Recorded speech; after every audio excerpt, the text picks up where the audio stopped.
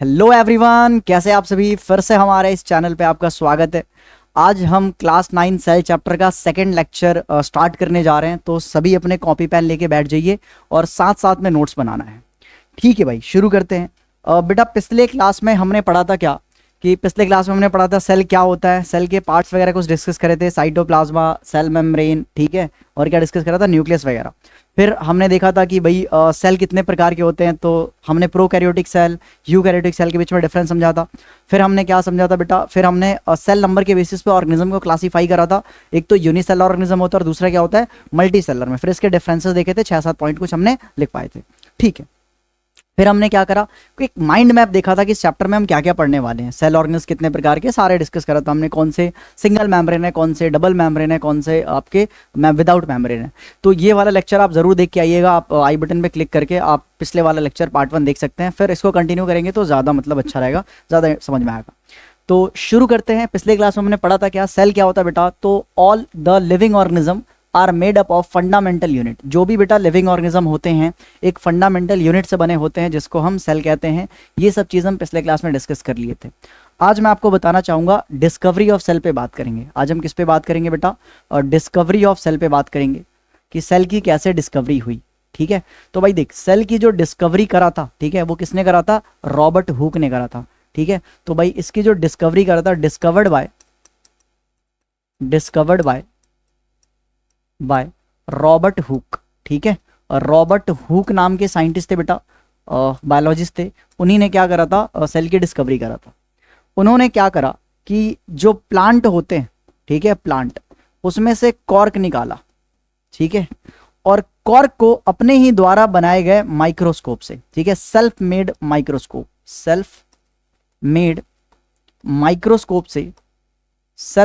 Microscope से उन्होंने उसको ऑब्जर्व करा। क्या करा बेटा, उन्होंने ऑब्जर्व करा, और उन्हें पता चला क्या कि कुछ ऐसे हनीकॉम के छत्ते लाइक, ठीक है, ऐसे कुछ लिटिल रूम टाइप के चीजें दिखी।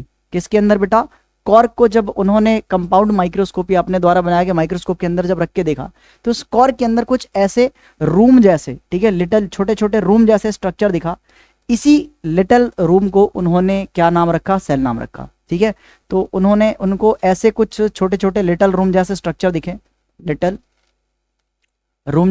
दिखे, इसी को उन्होंने क्या बोला बेटा, इसी को सेल बोला, जो कि एक तरह से ना मधुमक्खी के छत्ते जैसा नजर आ रहा था। ठीक है, बीहाइव्स जैसे देखने में लग रहा था। तो ऐसे सेल की डिस्कवरी हुई। अच्छा देखो, जो प्लांट के अंदर जो कॉर्क होता है, कॉर्क आप ऐसे समझ सकते हो कि जो प्लांट का सबसे आउटर मोस्ट पार्ट होता है ना, छल्ला होता है, मतलब छाल टाइप का होता है, उसको ऑब्जर्व करा था। और ये जो कॉर्क होता है, इसकी बेटा खास बात है, क्या खास बात है कि ये डेड सेल से बना होता है। ठीक है, डेड सेल से बना होता है। यानी कि जो रॉबर्ट हुक साहब ने जिस सेल की डिस्कवरी करी थी वो प्लांट सेल था, और प्लांट में भी क्या था बेटा, डेड सेल था। तो उन्होंने जो डिस्कवरी करी थी वो प्लांट सेल की करी थी, और प्लांट में भी क्या था बेटा, वो डेड सेल था। ठीक है, आइए इस पे कुछ थ्योरी पढ़ लेते हैं। जैसे कि the cell is a Latin word. The cell is a Latin word. Cell क्या होता है, एक लैटिन वर्ड होता है जिसका मतलब क्या होता है, लिटिल रूम, छोटे छोटे कंपार्टमेंट, छोटे छोटे रूम। ठीक है, आगे बात करते हैं। The scientist Robert Hooke saw a little room in the cork. अभी बताया, जब कॉर्क को उन्होंने सेल्फ मेड माइक्रोस्कोप के अंदर ऑब्जर्व करा था, तो ऐसे छोटे छोटे रूम दिखे थे उस कॉर्क के अंदर। कॉर्क क्या होता है बेटा, बार्क ऑफ ट्री होता है। ठीक है, कॉर्क समझ सकते हो, बार्क ऑफ ट्री होता है, छाल होता है ट्री का। ठीक है, ये जो रिसेंबल कर रहा था बिल्कुल हनी कॉम, जो मधुमक्खी के छत्ते होते हैं ना, वैसा रिसेंबल कर रहा था बेटा। ठीक है, इसीलिए उन्होंने इसका नाम क्या रखा, सेल रखा। अब सुनो, the use of the word cell to describe this unit is used till this day in biology, cell biology. तो सेल बायोलॉजी में अब तक सेल वर्ड का इस्तेमाल होता है सेल को डिस्क्राइब करने के लिए। अच्छा, सेल बायोलॉजी को बेटा हम साइटोलॉजी भी कहते हैं, साइटोलॉजी। ठीक है, साइटोलॉजी का मतलब क्या होता है, इसमें हम सेल के बारे में स्टडी करते हैं। ठीक है, तो ये बायोलॉजी का वो ब्रांच है जिसमें हम स्टडी करते हैं किसके बारे में, सेल के बारे में। इसी को साइटोलॉजी या सेल बायोलॉजी कहा जाता है। आगे बात करते हैं, ये भैया कंपाउंड माइक्रोस्कोप क्या होता है। तो आप देख सकते हो बेटा, यहाँ पे कंपाउंड माइक्रोस्कोप का एक डायग्राम लगा हुआ है। कंपाउंड माइक्रोस्कोप बेसिकली क्या होता है, consist of eyepiece objective lens. इसमें बेटा दो लेंस होती हैं। कितने लेंस होती है बेटा, दो लेंस होती हैं। एक तो होती है आई पीस, जो आंख के पास रखा जाता है जिससे आप देखते हो। ठीक है, और एक होती है ऑब्जेक्टिव लेंस, जो कि ऑब्जेक्ट के पास रखा होता है। जैसे मान लो बार को देख रहे थे, तो जो ऑब्जेक्टिव लेंस है वो ऑब्जेक्ट के पास होगा, और आई पीस हमारे आंख के पास होगा जिससे हम देखते हैं। तो ये बेटा आई पीस होता है। ये कहाँ पे प्लेस होता है, नियर आई। अपने आंखों के पास रखते हैं बेटा, ठीक है। और जो नीचे में जो लेंस होता है ये जो मतलब ऑब्जेक्ट के पास रख रहे हैं, इसको हम ऑब्जेक्टिव लेंस कहते हैं। इसको किसके पास रखते हैं बेटा जी? नियर टू ऑब्जेक्ट, इसको ऑब्जेक्ट के पास रखते हैं, ठीक है। अच्छा, नीचे में ऐसे ये कंडेंसर होता है, इसी के ऊपर हम स्लाइड्स रखते हैं। किसी भी चीज़ को ऑब्जर्व करना हो माइक्रोस्कोप के अंदर, जैसे इस चीज़ को ऑब्जर्व कर रहे हैं तो इसी के ऊपर हम कंडेंसर के ऊपर रखते हैं किसी भी सेल को ऑब्जर्व करने के लिए। अच्छा, आप सेल को ऐसे डायरेक्टली देख नहीं सकते हो, कोई ना कोई आपको सॉल्यूशन का इस्तेमाल करना पड़ेगा। अच्छा, क्यों करना पड़ेगा? तो भाई मान के चलो ये मेरे पास यार बैकग्राउंड वाइट है, ठीक है, बैकग्राउंड वाइट है और उस पर व्हाइट कलर का सेल है, देख पाओगे आप? सही से विजुअल होगा? नहीं। तो आपको इसको ना कॉन्ट्रास्ट बनाना पड़ेगा। कॉन्ट्रास्ट मतलब कि सराउंडिंग से इसको अलग कलर देना पड़ेगा। तो कुछ हम सोल्यूशन डाल देते हैं इसमें, कुछ ना कुछ हम क्या लिक्विड डाल देते हैं, सोल्यूशन डाल देते हैं, जिसको स्टेन कहते हैं। क्या कहते हैं? उस केमिकल को स्टेन कहते हैं। तो बेटा 2 स्टेन का नाम याद करना पड़ेगा आपको। ये 10th और 9th दोनों क्लास में प्रैक्टिकल में लैब में बहुत हेल्प करने वाला है। इवन बेटा 10th क्लास में वाइवा में पूछ लिया जाता है या फिर प्रैक्टिकल में क्वेश्चंस आ जाते हैं 10th क्लास में, जो कि पढ़ रहे हो तुम 9th क्लास में हो, तो स्टेन के ऊपर आ जाते हैं। तो 2 प्रकार के स्टेन पता होना चाहिए। क्या? एक तो होता है बेटा जी सैफ्रानिन और दूसरा होता है मिथाइल ब्लू। जब भी प्लांट सेल को ऑब्जर्व करना होता है माइक्रोस्कोप के अंदर तो अपन सैफ्रानिन नाम के केमिकल स्टेन का इस्तेमाल करते हैं। जब भी अपने को प्लांट एनिमल सेल को ऑब्जर्व करना होता है तो हम मिथाइलिन ब्लू का इस्तेमाल करते हैं, ठीक है। तो याद रखना बेटा क्या कि आप ऐसे डायरेक्ट ऑब्जर्व नहीं कर पाओगे, ठीक है। क्या करते बेटा? कंपाउंड माइक्रोस्कोप में क्या होता है? आईपीस होता है, ऑब्जेक्टिव लेंस होता है, कंडेंसर होता है। क्यों होता है? To observe a cell after putting. सेल को कब ऑब्जर्व कर पाओगे? After putting drop of safranin अगर प्लांट सेल हो तो, ठीक है। मिथाइलिन ब्लू अगर क्या हो बेटा? एनिमल सेल हो तो इससे हम सेल को ऑब्जर्व कर सकते हैं। 2 स्टेन का नाम पता होना चाहिए। मिथाइलिन ब्लू किसके लिए? एनिमल सेल के लिए, ठीक है। सैफ्रानिन किसके लिए? प्लांट सेल के लिए। तो सोचो जरा, रॉबर्ट हुक ने किसका इस्तेमाल करा होगा? सैफ्रानिन का मिथाइलिन ब्लू? सैफ्रानिन, ठीक है। चलो, क्योंकि प्लांट सेल था। तो ये है हमारा कंपाउंड माइक्रोस्कोप, जिसका डायग्राम ये है। इसमें 3 चीजें आपको याद होना चाहिए, आईपीस, ऑब्जेक्टिव लेंस, ठीक है, और तीसरा कंडेंसर है। 3 चीज़ आपको पता होना चाहिए, बाकी तो आप लैब में जाओगे खुद ही सीख जाओगे।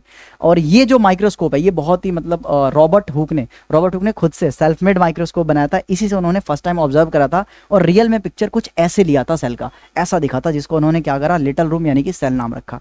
चलिए, तो आई होप आपको डिस्कवरी ऑफ सेल में पता लग गया होगा कि भाई फर्स्ट डेड सेल किसने डिस्कवर करा? रॉबर्ट हुक ने करा। बट मान लो अगर सवाल आ जाए कि फर्स्ट लिविंग सेल किसने डिस्कवर करा, तो वो दूसरे साइंटिस्ट ने करा था, उनका नाम है एंटोन वॉन लिवानोक। हाँ बेटा बताओ क्या डाउट है आपका? अच्छा हाँ देखो, सही बोल रही बच्ची, 1665 में इसकी डिस्कवरी करी थी, ठीक है। वैसे आपको इसका डेट याद करने की जरूरत नहीं है क्योंकि यार अपन हिस्ट्री नहीं पढ़ रहे हैं, ठीक है। तो डेट पे उतना ध्यान नहीं देना, आपको सिर्फ कॉन्सेप्ट समझ में आना चाहिए, ठीक है। आपको साइंस में डेट वगैरह रटने की जरूरत नहीं है, ये सब काम हम हिस्ट्री वगैरह में करते हैं। यहाँ पे आपको कॉन्सेप्ट सीखने हैं, ठीक है। चलो बाकी आपने याद रखा, बहुत अच्छी बात है बेटा। आगे बात करते हैं नेक्स्ट बात कर रहे हैं हम किसके बारे में? हाँ, अब दूसरी डिस्कवरी किसने करा भाई? Living cell. पहले तो सेल का डिस्कवरी किसने करा? रॉबर्ट हुक ने। अच्छा, फर्स्ट डेड सेल की डिस्कवरी किसने करा? वो भी रॉबर्ट हुक ने। फर्स्ट प्लांट सेल की डिस्कवरी किसने करा? वो भी रॉबर्ट हुक ने। तो सवाल कुछ भी आप फ्रेम अप कर सकते हो इसका आंसर अच्छे से। चलिए आगे बात करते हैं बेटा। नेक्स्ट हम बात कर रहे हैं, एक साइंटिस्ट थे एंटोन वॉन लिवानोहुक। इनका पूरा नाम क्या था? एंटोन वॉन लिवानोहुक, ठीक है, लिवानोहुक। अब इनका भाई पूरा नाम याद करने की जरूरत नहीं है, ठीक है। आप सिर्फ A.V. लिवानोहुक याद कर लो, ठीक है, या A.V. लिवानोहुक याद कर लो, कैसे भी याद कर लो, बस ये नाम है। जो लिवानोहुक नाम के साइंटिस्ट है, उन्होंने क्या करा था? उन्होंने डिस्कवर करा था, डिस्कवर्ड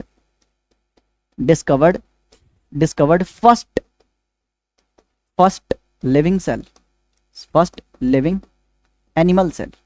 क्या भैया प्लांट सेल लिविंग नहीं होते हैं, वो भी उसमें लिविंग नॉन लिविंग दोनों प्रकार के होते हैं, बट उन्होंने फर्स्ट लिविंग कौन सा?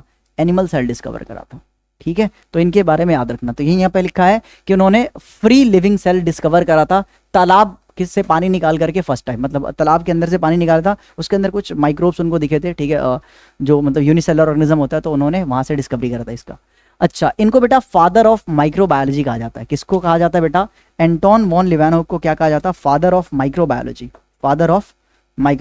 क्यों कहा जाता है भाई? ऑब्वियस सी बात है, सबसे पहला माइक्रोस्कोप इन्हीं ने डिस्कवर करा, लिविंग सेल डिस्कवर करा, ठीक है। तो इसलिए इनको फादर ऑफ माइक्रोबायोलॉजी कहा जाता है, क्योंकि भाई माइक्रोबायोलॉजी का शुरुआत ही इन्हीं ने करा डिस्कवरी करके, ठीक है, फर्स्ट लिविंग सेल को। आगे बात करते हैं, कुछ और साइंटिस्ट आए रास्ते में, ठीक है, ये दूसरे साइंटिस्ट। तीसरे साइंटिस्ट है रॉबर्ट ब्राउन। अच्छा, रॉबर्ट ब्राउन के बारे में क्या याद रखना भाई? रॉबर्ट ब्राउन मुंडे टाइप का, मतलब आ रहा है वाइब, ठीक है। तो इससे याद कर सकते हो इन्होंने न्यूक्लियस डिस्कवरी करा। ज़्यादातर हम न्यूक्लियस को हम डायग्राम में देखते हैं तो ब्राउन कलर या ब्लैक कलर दिखाया जाता है, तो ब्राउन न्यूक्लियस से ब्राउन याद कर सकते हो, रॉबर्ट ब्राउन। तो रॉबर्ट ब्राउन ने क्या डिस्कवर करा था बेटा? न्यूक्लियस डिस्कवर करा था, डिस्कवर्ड न्यूक्लियस, डिस्कवर्ड न्यूक्लियस। इन्होंने बेटा जी न्यूक्लियस डिस्कवर करा था। चलिए, तो scientist Robert Brown discover the nucleus in the cell. आगे बात करते हैं। अच्छा, उसके बाद ना क्या है, उसके बाद सेल थियरी प्रपोज करा गया आफ्टर डिस्कवरी ऑफ सेल, ठीक है। कुछ साल बाद क्या करा गया बेटा? सेल थियरी प्रपोज करा गया। अब ये सेल थियरी किस साइंटिस्ट ने प्रपोज करा? साइंटिस्ट का नाम इंपॉर्टेंट है, एक तो बेटा श्लेडेन और दूसरे हैं श्वान। तो श्लेडेन और श्वान नाम के दो साइंटिस्ट थे जिन्होंने क्या प्रपोज करा था बेटा? सेल थियरी प्रपोज करा था। क्या प्रपोज करा था? सेल थियरी प्रपोज करा था। अब ये भैया जी सेल थियरी क्या होता है, तो आइए थोड़ा इसको एक्सप्लेन करते हैं अच्छे से। इसको थोड़ा छोटा कर दे रहे हैं और साइड में कर दे रहे हैं, ठीक है। अब बात करते हैं भैया सेल थियरी क्या है, व्हाट इज सेल थियरी, ठीक है। सेल थियरी किसने डिस्कवर करा? नाम याद रहेगा, दो साइंटिस्ट है। कौन कौन है बेटा? एक तो श्लेडेन है और दूसरे क्या है? श्वान है। सेल थियरी के अकॉर्डिंग इसमें 2 पॉइंट लिखा गया। पहला पॉइंट ये लिखा गया क्या, कि जो सेल होता है वो स्ट्रक्चरल एंड फंक्शनल यूनिट होता है किसका? लिविंग ऑर्गेनिज्म का। तो पहला पॉइंट क्या था बेटा? सेल इज द, इसको तुम ऐसे लिख सकते हो, this theory state that according to this theory, according to this theory, इस थियरी के अकॉर्डिंग कुछ पॉइंट्स रखे गए साइंटिस्ट के द्वारा। पहला पॉइंट और दूसरा पॉइंट पे चर्चा करते हैं। पहला पॉइंट क्या बोला गया बेटा? कि cell is the fundamental structural and functional unit of life.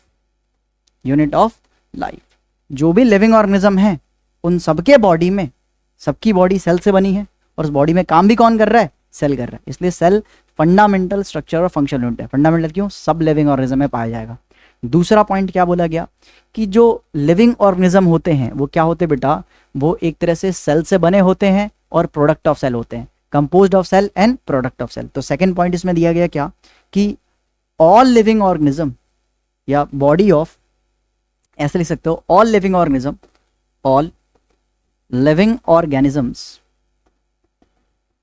organisms are product of cell या composed of cell and product of cells, are composed of cells, cell से बने भी होते हैं, and product of cell, cell के product होते हैं, ठीक है।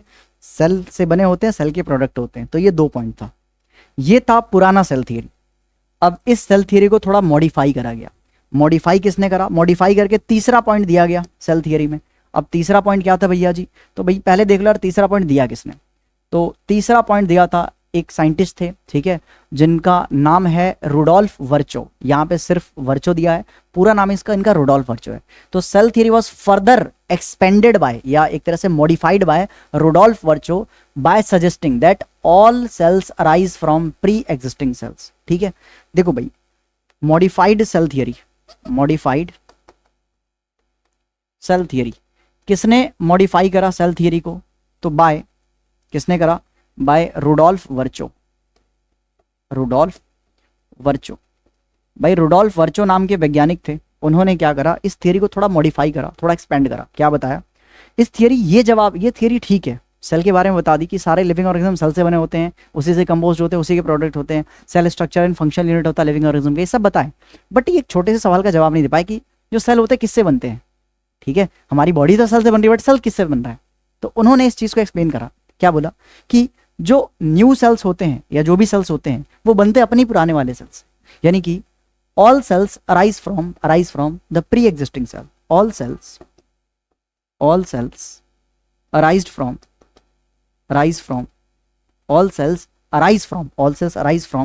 the pre-existing cell. अब ये क्या बोल दिया? जैसे कि अगर मैं आपको समझाना चाहूं कि ये मेरे पास पेरेंट सेल है, ये मेरे पास क्या है बेटा जी, पेरेंट सेल है। तो ये पेरेंट सेल मैच्योर होने के बाद डिवाइड होगा, और डिवाइड होके कितने सेल बना देगा, 2 सेल बना देगा, 2 छोटे छोटे सेल। मान के चलो ये पेरेंट सेल डिवाइड हुआ, टूट करके 2 छोटे छोटे सेल बना दिया। अब ये जो 2 छोटे सेल बनाया, ये हमारा डॉटर सेल है। डॉटर, बिल्कुल सही बेटा, डॉटर सेल है। ठीक है, अब सुनो, ये पेरेंट सेल है, ये क्या है बेटा, डॉटर सेल है। यानी कि अगर मैं बोलूँ ये सेल कहाँ से बना, तो ये सेल अपने पुराने वाले सेल से ही तो बना है। यानी कि ये जो मेरे पास न्यू सेल्स है, ये जो मेरे पास बेटा न्यू सेल्स है, वो किससे बना है, अपने प्री एग्जिस्टिंग सेल से। किससे बना बेटा जी, अपने प्री एग्जिस्टिंग। ये तो पेरेंट सेल वो क्या है बेटा, प्री एग्जिस्टिंग सेल है। तो बस इस छोटी सी बात को इन्होंने एक्सप्लेन कर दिया, इनका नाम आ गया भाई क्या, कि जो नए सेल्स होते हैं वो किससे बनते हैं, अपने पुराने वाले सेल से बनते हैं। यानी new cells arise from pre existing cell. जो स्टेटमेंट इन्होंने किसने दिया बेटा, रुडोल्फ वर्चो नाम के साइंटिस्ट ने दिया था। इन्हीं ने मॉडिफाई करा था किसको, सेल थियरी को। तो आई होप आपको इतना चीज समझ में आया होगा। अब तक हमने क्या पढ़ा, अब तक हमने पढ़ा कि भाई सेल की डिस्कवरी सबसे पहले बार फर्स्ट टाइम में सेल की डिस्कवरी किसने करा, रॉबर्ट हुक ने। उन्होंने जो डिस्कवर करा था वो डेड प्लांट सेल थे। उसके बाद first living free living animal cell की डिस्कवरी किसने करा था बेटा, एंटोन वॉन लिवानो हुक ने करा था। फिर न्यूक्लियस की डिस्कवरी किसने करा, रॉबर्ट ब्राउन ने। देन फिर मार्केट में सेल थियरी है। ठीक है, मार्केट मतलब बायोलॉजी की दुनिया में सेल थियरी है। ठीक है, सेल थियरी किसने दिया, शेल्डन और श्वान ने। सेल थियरी के पुराने 2 स्टेटमेंट थे क्या, कि cell is the structure and functional unit of life. दूसरा कि जो लिविंग ऑर्गेनिज्म होते हैं वो क्या होते हैं बेटा, कंपोज्ड ऑफ सेल और प्रोडक्ट ऑफ सेल, मतलब वो सेल से बने होते हैं। ठीक है, सेल के प्रोडक्ट होते हैं। आगे बात करते हैं। फिर सेल थियरी को मॉडिफाइड करा एक दूसरे साइंटिस्ट ने, उनका नाम था रुडोल्फ वर्चो।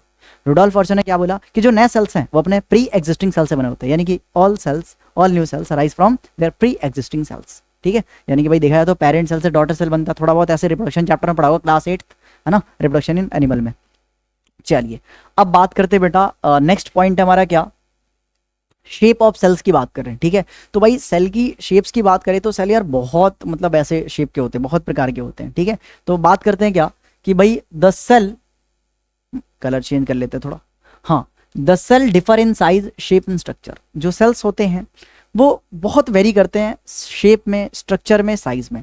मतलब डिफरेंट सेल्स की डिफरेंट स्ट्रक्चर हो सकती है, शेप हो सकती है, साइज हो सकती है। ठीक है, डिपेंड करता है किस पे, ये डिपेंड करता है कि ये सेल का ओरिजिन कहाँ से हुआ है, सेल का फंक्शन क्या है।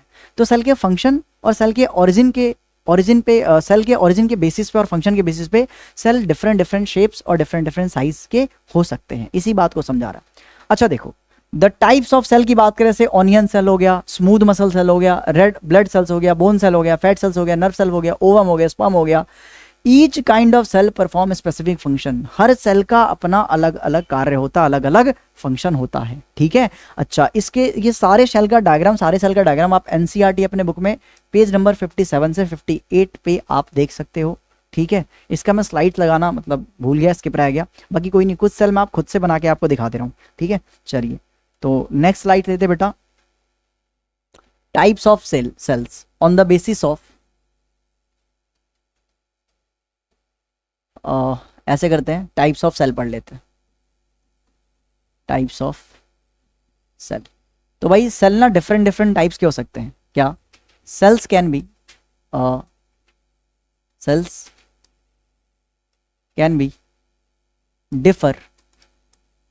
Differ in size, shape. ठीक है, साइज, शेप, और तीसरा क्या था, एक तो साइज है, शेप है और स्ट्रक्चर है। ठीक है, तो साइज, शेप एंड स्ट्रक्चर। जो सेल्स होते हैं बेटा वो डिफर कर सकते हैं, अलग हो सकते हैं साइज, शेप और स्ट्रक्चर में। किसके बेसिस पे, on the basis of their origin, कहाँ से हैं वो, एंड फंक्शन। ठीक है, क्या कार्य कर रहे हैं, कहाँ से ओरिजिन है, मतलब क्या उनकी लोकेशन है। ठीक है, उसके बेसिस पे सेल्स भाई अलग अलग शेप के, अलग अलग साइज के, अलग अलग स्ट्रक्चर के हो सकते हैं। इवन उनके कार्य भी अलग अलग होगा, क्योंकि भाई फंक्शन अलग है, तभी तो शेप का साइज स्ट्रक्चर अलग है। ठीक है, सबसे पहले बात करता हूं क्या, आरबीसी का नाम सुना होगा आपने, रेड ब्लड सेल्स कहते हैं। बेटा इसका जो शेप होता है ना वो बायकॉन्केव शेप होता है। क्या होता है, बायकॉन्केव शेप होता है। ठीक है, कुछ ऐसा दिखता, बायकॉन्केव शेप होता है आरबीसी। ठीक है, ऐसी अगर मैं बात करूं, न्यूरॉन्स का नाम तो सुना ही होगा आपने, न्यूरॉन्स नर्व सेल कहते हैं। क्या कहते हैं बेटा इसे, नर्व सेल कहते हैं। अब भाई ये नर्व सेल क्या है, तो नर्व सेल कुछ ऐसा दिखता है, ठीक है, नर्व सेल बेटा कुछ ऐसा दिखता है।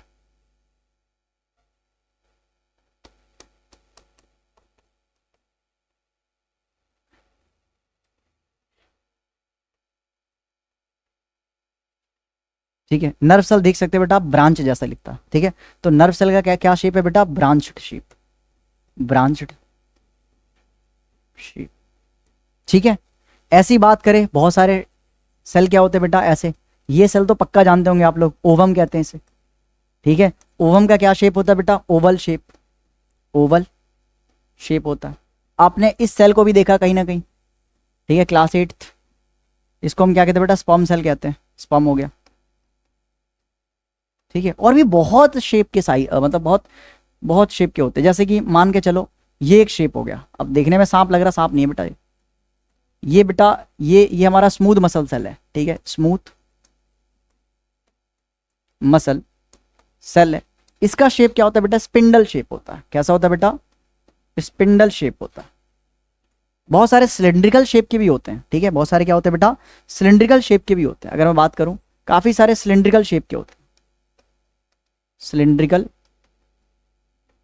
शेप के होते हैं। जैसे आपका स्केलेटल मसल हो गया, या कार्डियक हार्ट सेल हो गया, हार्ट सेल, ठीक है, वो कुछ ऐसे दिखते हैं, ठीक है, ऐसे दिखते हैं भाई, ठीक है, ऐसे एलोंगेटेड दिखते हैं। तो भाई ये देख सकते हो सिलेंड्रिकल शेप के होते हैं, कौन से, कार्डियक सेल्स यानी कि हार्ट मसल सेल्स। तो डिफरेंट डिफरेंट टाइप्स के सेल्स हो सकते हैं, डिपेंड करता उनका लोकेशन क्या है, फंक्शन क्या है। तो ये था थोड़ा ओवरव्यू। आगे बढ़ रहे हैं नेक्स्ट। अब बात करते हैं द फीचर, नेक्स्ट बात कर रहे बेटा, the feature in almost every cell is same. कुछ फीचर हैं जो हर सेल में सेम है, जैसे कि प्लाज्मा मेम्ब्रेन, न्यूक्लियस, साइटोप्लाज्म। एक चीज देख सकते हो बेटा, इन सभी सेल में, इन सभी सेल्स में एक चीज सेम है, इनके पास न्यूक्लियस है, इनके पास साइटोप्लाज्म है, इनके पास क्या है, प्लाज्मा मेम्ब्रेन है। देख सकते हो, प्लाज्मा मेम्ब्रेन है, न्यूक्लियस है, और ये साइटोप्लाज्म है, ठीक है, प्लाज्मा मेम्ब्रेन है, न्यूक्लियस, साइटोप्लाज्म है। अच्छा, क्या इसमें न्यूक्लियस होता है? नहीं भाई, आरबीसी क्या होता है, अन्यूक्लिएटेड, अन्यूक्लिएटेड। इसमें न्यूक्लियस एब्सेंट होता है, इसमें न्यूक्लियस नहीं होता। बाकी सब में न्यूक्लियस, प्लाज्मा मेम्ब्रेन, सेल, मतलब सब में न्यूक्लियस, साइटोप्लाज्म, सेल मेम्ब्रेन तो है, बट एक में नहीं, ठीक है। तो एक चीज जनरल फीचर है जो सारे सेल में पाया जाएगा, विच इज क्या, साइटोप्लाज्मा, ठीक है, प्लाज्मा मेम्ब्रेन, न्यूक्लियस और साइटोप्लाज्म। ये लगभग हर सेल में पाया जाता है, कुछ सेल को छोड़ करके। चलिए आगे बात करते हैं नेक्स्ट, द प्लाज्मा मेम्ब्रेन। अगर बात करते हैं बेटा प्लाज्मा मेम्ब्रेन का, क्या होता है प्लाज्मा मेम्ब्रेन? तो भाई पहली बात, प्लाज्मा मेम्ब्रेन क्या होता है, it is the outer covering of the cell. Cell का आउटर कवरिंग होता है जो एनक्लोज करता है, घेरता है किसको, साइटोप्लाज्म को। बहुत बढ़िया। आगे नेक्स्ट पॉइंट बात कर रहे हैं, सेकंड पॉइंट, कि it is called selective permeable membrane. सवाल आता है बेटा, इसको हम सिलेक्टिव परमिएबल या इसको हम सेमी परमिएबल मेम्ब्रेन भी कहते हैं। क्या कहते हैं बेटा, इसको हम सेमी परमिएबल मेम्ब्रेन भी कहते हैं, सेमी परमिएबल मेम्ब्रेन कहते हैं। क्यों कहते हैं? क्योंकि भाई सेल मेम्ब्रेन या प्लाज्मा मेम्ब्रेन हर पार्टिकल्स के एंट्री को अलाउड नहीं देता है, अलाउड नहीं करता। ऐसे कोई भी मुंह उठा के पार्टिकल सेल के अंदर घुस नहीं सकता। वो कुछ को अलाउ करेगा, कुछ को अलाउ नहीं करेगा, यानी सिलेक्ट कर रहा है कि कौन जा रहा है, कौन अंदर जा रहा है। इसलिए इसको सिलेक्टिव या सेमी परमिएबल। सिलेक्टिव क्यों, सिलेक्ट करके भेज रहा है कौन जाना चाहिए, कौन नहीं जाना चाहिए। सेमी क्यों, सबको जाने नहीं दे रहा, कुछ को जाने दे रहा है, इसलिए सेमी। तो भाई because it prevents movement of सब मटेरियल, कुछ मटेरियल्स के मूवमेंट को प्रिवेंट करता है, कुछ ही को अलाउ करता है। That's why plasma membrane is selective और सेमी परमेबल मेम्ब्रेन। आगे बात करते हैं third point, it helps in diffusion and osmosis. ये बेटा डिफ्यूजन और ऑस्मोसिस में हेल्प करता है। इस वाले टर्म को थोड़ा ब्लैंक स्लाइड लेके समझते हैं। अभी मैं बात कर रहा था किसके बारे में, प्लाज्मा मेम्ब्रेन के बारे में बात कर रहा था, प्लाज्मा मेम्ब्रेन के बारे में बात कर रहा था। प्लाज्मा मेम्ब्रेन की बात करा जाए तो ये आउटर मोस्ट कवरिंग होता है। क्या होता है बेटा, ये आउटर मोस्ट कवरिंग होता है, आउटर मोस्ट कवरिंग होता है ऑफ सेल, जो क्या करता है बेटा, एनक्लोजेस साइटोप्लाज्म, साइटोप्लाज्म को बेटा घेरता है, एनक्लोज करता है। अगर आपसे मैं पूछूं सेल मेम्ब्रेन किससे बना होता है, तो याद कर लेना ये लिपिड बायलेयर मेम्ब्रेन से बना होता है। It is made up of made up of lipid bilayer, lipid bilayer. Lipid के 2 लेयर से क्या बना होता है हमारा, सेल मेम्ब्रेन बना होता है। जैसे कि मान लीजिए यहाँ पे सेल है, न्यूक्लियस है, साइटोप्लाज्म। अगर इस छोटे से पोर्शन को अगर मैं आपको जूम करके दिखाऊं, इस छोटे से पोर्शन को अगर मैं जूम करके दिखाऊं तो आपको पता चलेगा क्या कि भाई ये लिपिड बायलेयर से बना होता है। छोटा सा जो लेयर है ना, इसको मैं ऐसे जूम करके दिखा रहा हूं तो देखो कुछ ऐसा स्ट्रक्चर देखने को मिलता है। अरे सबका कलर एक ही रखता है।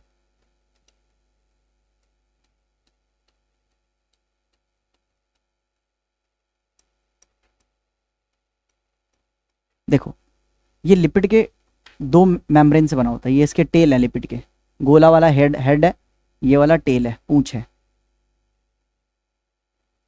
ठीक है, तो ऐसे भाई लिपिड के ना देखो कितने मेम्ब्रेन है, लिपिड के 2 लेयर है ना, इसलिए लिपिड बायलेयर। लिपिड बायलेयर से बना होता है। लिपिड तुम समझ सकते हो फैट, ठीक है, फैट से बना होता है। ठीक है, चलिए अच्छा लिपिड है इसलिए बेटा क्या है, हाइड्रोफोबिक इन नेचर है। क्या है, हाइड्रोफोबिक इन नेचर। ये हाइड्रोफोबिक क्या होता है भैया, हाइड्रोफोबिक वो होता है जो पानी से डरता है, पानी से नफरत करता है, पानी इसके अंदर घुस ही नहीं सकता। तो क्या होता है बेटा, ये वाटर रिपेलिंग होता है, वाटर रिपेलिंग या हेटिंग, वाटर रिपेलिंग या हेटिंग। तो एक तो होता है हाइड्रोफोबिक, एक होता है हाइड्रोफिलिक।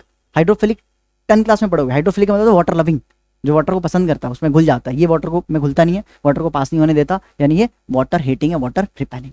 ठीक है, चलिए तो ये था प्लाज्मा मेम्ब्रेन के बारे में थोड़ा डिस्क्रिप्शन, थोड़ा डिटेल।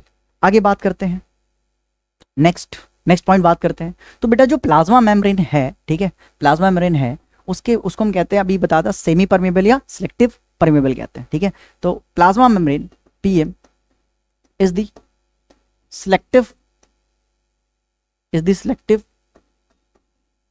सिलेक्टिव या semi permeable membrane, semi permeable membrane.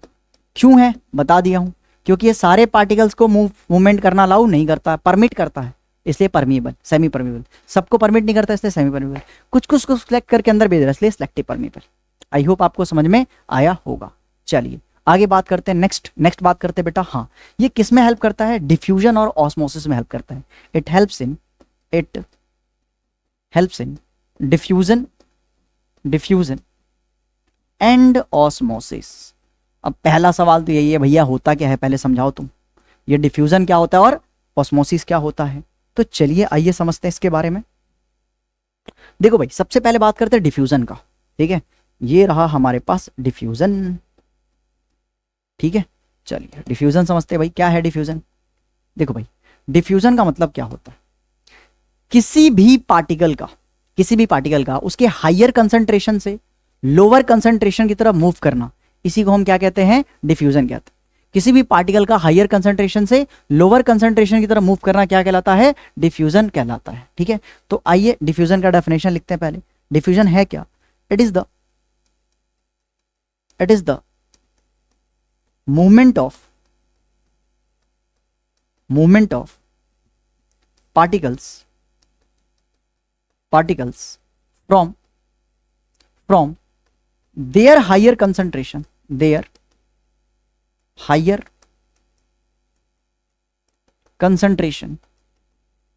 to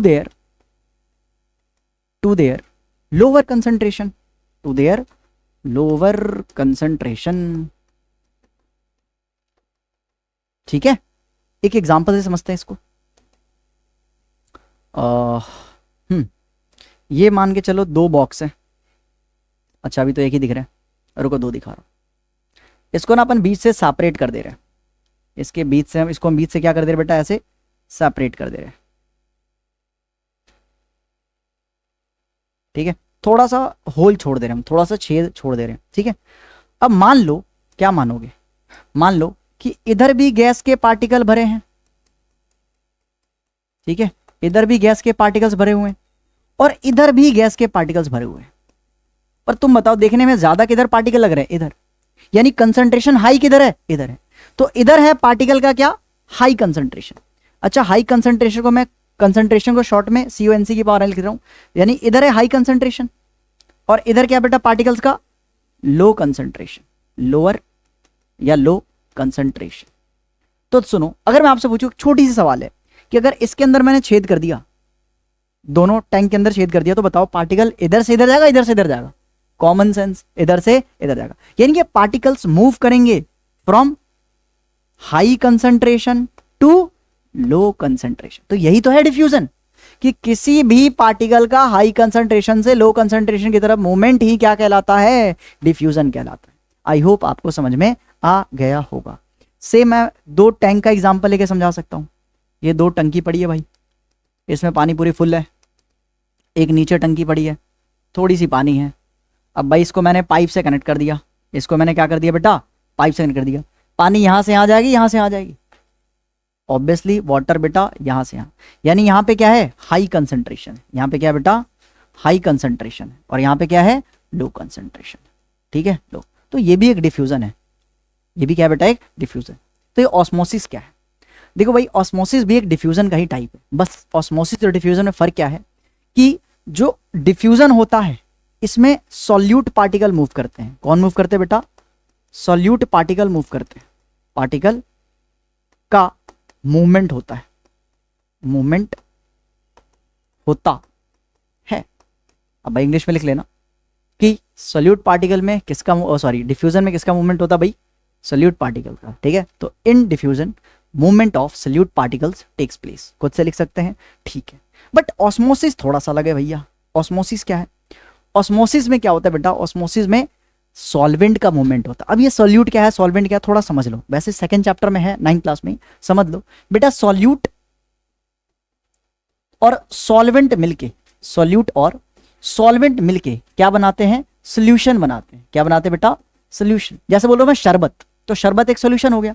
किस किस चीज से बनके बना है? एक तो शुगर, शुगर बोले तो चीनी, और सॉल्वेंट क्या है? वाटर।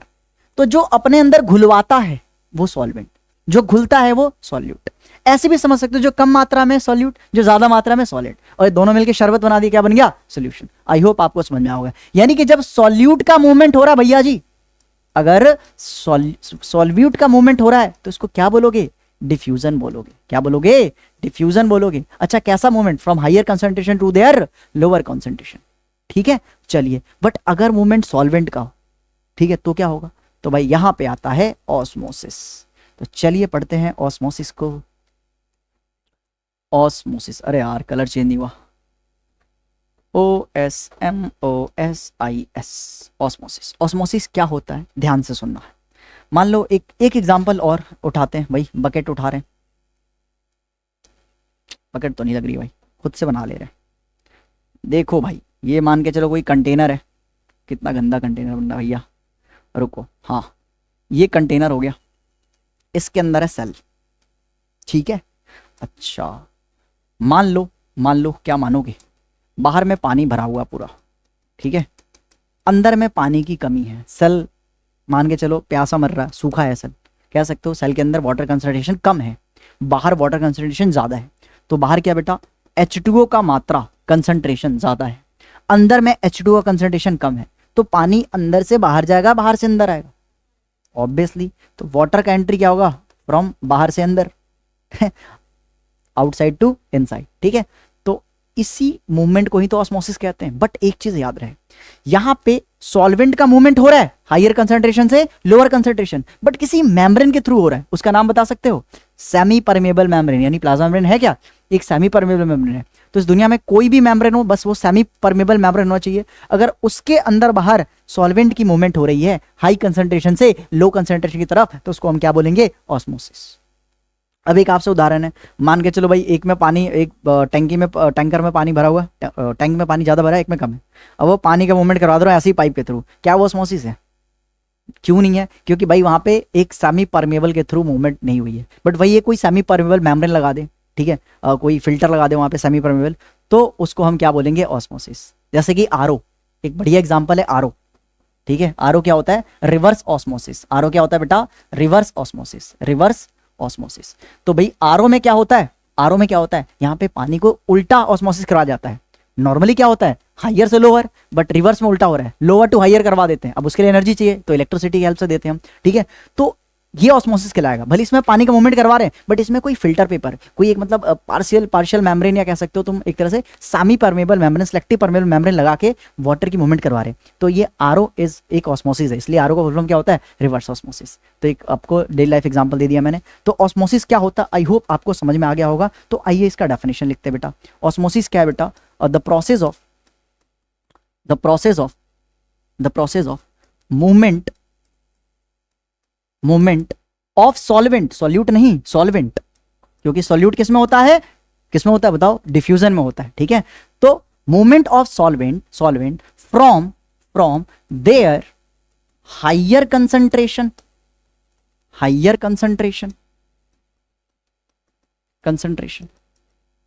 टू देयर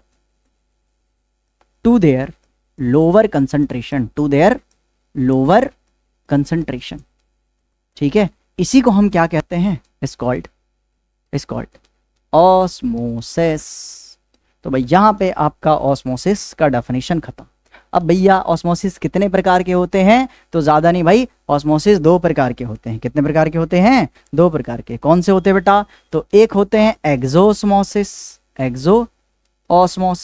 और दूसरे होते हैं भैया जी एंडोऑस्मोसिस। एक्सोऑस्मोसिस क्या होता है, एक्सो मतलब ये भैया बाहर, आउट। तो अगर भाई पानी किसी सेल के अंदर से बाहर जा रहा है तो एक्सोऑस्मोसिस। कोई पानी पी रहा है, सेल अपने अंदर पानी ले रहा है, तो क्या होगा, एंडो। क्योंकि एंडो मतलब क्या होता है, अंदर, एंडो मतलब अंदर, ठीक है भाई, एंडो मतलब है अंदर। चलिए, एंडो मतलब सेल अंदर पानी ले रहा है, एक्सो मतलब पानी बाहर निकाला जा रहा है, ठीक है। तो सुनो, यहाँ पे कौन सा ऑस्मोसिस हुआ, एंडो एक्सो, यहाँ पे एंडो है क्योंकि सेल के अंदर पानी जा रहा, देखो ना सेल के अंदर जा रहा। तो ये एक एग्जांपल है किसका बेटा जी, एंडो ऑस्मोसिस का। और अगर मान के चलो कि हमने क्या करा, कोई ऐसा सेल रखा जिसके अंदर वाटर कंसंट्रेशन बहुत ज्यादा है बट बाहर में कम है, ठीक है। बाहर में पानी का कंसंट्रेशन ज्यादा है, कम है, और अंदर में ज्यादा है। बाहर में पानी का कंसंट्रेशन कम है, अंदर में ज्यादा है, तो पानी ये सेल लूज करेगा। पानी ये सेल क्या करेगा बेटा, लूज करेगा। यानी यहाँ पे क्या होगा, एक्सोऑस्मोसिस होगा। यहाँ पे क्या होगा बेटा, एक्सोऑस्मोसिस होगा, ठीक है। तो जब भी एक्सोऑस्मोसिस होता है तो इसमें वाटर को क्या करा जाता है, लूज करा जाता है, ठीक है। Water lose by the cell. इसमें सेल के द्वारा पानी लूज होता है इनसाइड टू आउटसाइड, और ये क्या होता है, इसमें वाटर गेन करा जाता है, ठीक है। इसमें क्या करा जाता है बेटा, water gained by the cell पानी लेती है अंदर में, ठीक है। अच्छा, अगर भाई पानी बाहर निकाला जा रहा है तो क्या सेल का साइज बढ़ेगा घटेगा, यानी सेल यहाँ पे श्रिंक हो जाती है। क्या हो जाती है बेटा, श्रिंक। अच्छा, यहाँ पे सेल स्वेल होगी या श्रिंक होगी, स्वेल, फूल जाएगी। तो यहाँ पे सेल क्या हो जाता है बेटा, स्वेल हो जाता है, ठीक है। चलो, इतना आया समझ में आप लोगों को? अगर इतना समझ में आ गया तो हम आगे प्रोसीड कर सकते हैं, बट इतना फिलहाल हमने जितना पढ़ा उसको नोट्स बनाइए उसको, ठीक है, नोट करिए। फिर मिलते हैं हम नेक्स्ट लेक्चर में। Till then